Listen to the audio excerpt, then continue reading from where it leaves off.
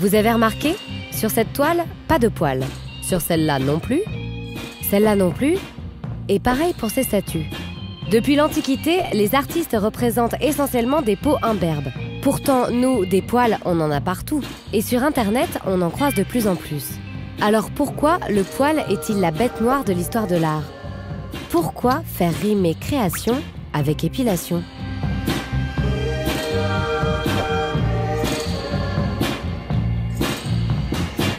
Alors vous allez me dire, mais si, il y a des poils dans l'art, il y a l'origine du monde. Et vous avez raison. En 1866, Gustave Courbet y est allé à fond sur la toison. Mais cette œuvre époustouflante, commandée en secret par un amateur d'art érotique, est restée cachée pendant 130 ans.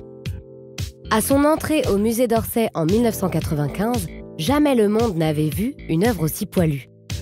Mais ça, c'était avant le passage de Clémentine Melloy, artiste connue pour ses détournements de couverture de livres. Même si cette plasticienne n'a pas son CAP d'esthéticienne, elle a épilé Courbet.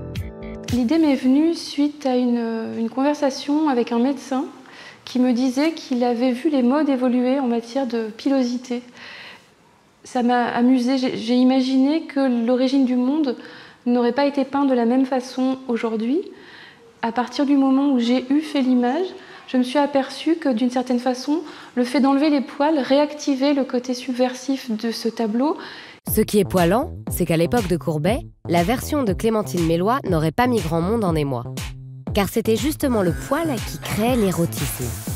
Encore en 1917, Modigliani voit son exposition parisienne fermée à cause de ses nus couchés.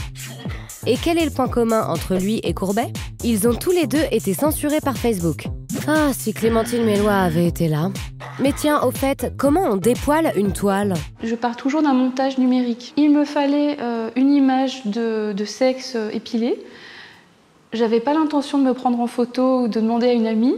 Donc attendez, pour faire du bon boulot, vous êtes allé sur des sites porno? Alors j'ai un peu hésité parce que j'avais peur d'avoir des spams après dans mon ordinateur.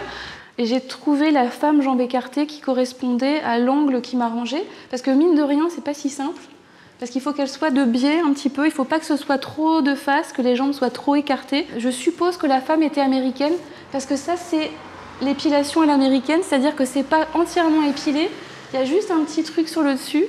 En fait, l'homme fait la guerre depuis des millénaires à son système pilaire. Les premières pinces à épiler datent de la préhistoire. Les prêtres égyptiens, bien avant les films X, s'épilaient intégralement avant de pénétrer dans les temples. Et les riches romaines comptaient parmi leurs esclaves des épileuses. Si les artistes ont toujours représenté des corps à poil sans poil, c'est parce que les gens leur ont toujours mené la vie dure. Le corps glabre s'est aussi imposé comme un symbole de pureté. Quand les peintres de la Renaissance représentent Vénus, oui, la déesse qui a donné son nom à un rasoir, elle a de très beaux cheveux longs, mais pas de poils sous les bras, sur le sexe ou au menton. C'est à Cranach l'Ancien, vers 1537, qu'on attribue le premier nu féminin avec des poils pubiens. Mais franchement, on ne voit presque rien. La fin du politiquement correct, on la doit plutôt à la photographie. Dès les années 1930, l'artiste mexicaine Frida Kahlo expose avec fierté sa pilosité.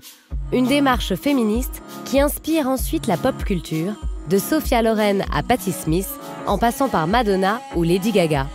Le crin bleu sous les bras. Il est vrai que le poil est devenu politique, parce qu'on voit des jeunes femmes qui maintenant militent pour avoir le droit d'avoir des jambes poilues ou qui posent sur Instagram avec les aisselles nues, ce qui était déjà une provocation, je pense à l'Olympiade de Manet, où il y a effectivement des poils esquissés sous les bras.